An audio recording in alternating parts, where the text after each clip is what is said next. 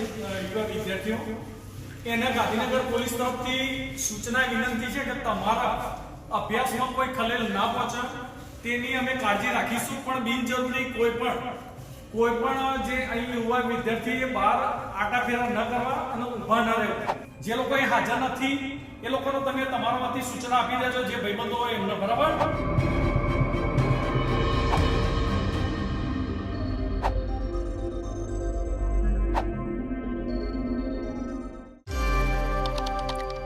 નમસ્કાર, હું હિરલ પરમાર અને આપ જોઈ રહ્યા છો નિર્ભય ન્યૂઝ. વાયબ્રન્ટ સમિટ જે યોજાવાનું છે જેને લઈને જોરશોરમાં તૈયારીઓ પણ શરૂ થઈ ચૂકી છે, મિટિંગો પણ શરૂ થઈ ચૂકી છે. તો બીજી તરફ ગુજરાત યુનિવર્સિટીમાં પરીક્ષાઓ પણ હવે આ વાયબ્રન્ટ સમિટને લઈને રદ કરી દેવામાં આવી છે.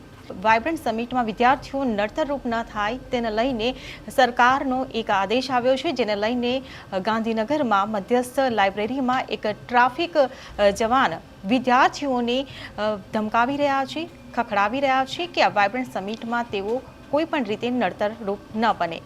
શું કહી રહ્યા છે તે સાંભળો.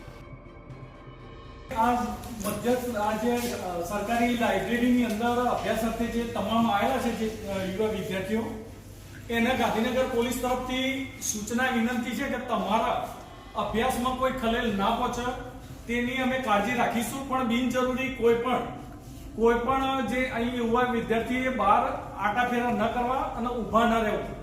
કેમ કે વીવીઆઈપી મોસ્ટ વીવીઆઈપી મુવમેન્ટ છે, એટલે પછી પાછળથી તમને કોઈ તકલીફ હેરાનગતિ ન થાય. એટલે જે પોલીસ કર્મચારી જે હાજર હોય એ હાજર પોલીસ કર્મચારી જે સૂચના કરે એ સૂચનાઓનું તમારે અક્ષરશપણે પાલન કરવાનું. એ સૂચના આપે કે જાઓ તો જતા રહેવાનું, વળવાનું કે તો વળી જવાનું. કોઈ પણ ખોટા જીભાજોડી કે તર્ક વિતર્ક નહીં કરવાની.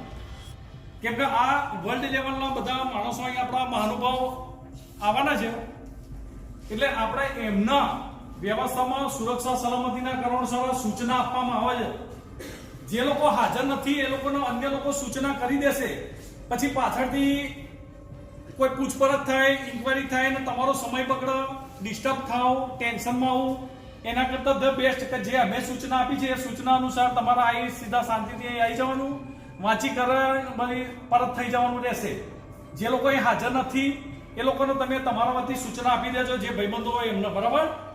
તમામ ભાવિ કલેક્ટર, મામલતદાર, પીએસઆઈ, પીઆઈ ને આ વિડીયો હાલ સોશિયલ મીડિયામાં ખૂબ જ વાયરલ થઈ રહ્યો છે, ત્યારે આ વિડીયોને લઈને તમારું શું કહેવું છે તેમને કમેન્ટ બોક્સમાં લખીને ચોક્કસથી જણાવશો. જો વિડીયો પસંદ આવ્યો હોય તો વિડીયોને લાઇક, શેર અને અમારી ચેનલ નિર્ભય ન્યૂઝને સબસ્ક્રાઇબ કરવાનું ભૂલશો નહીં. આભાર.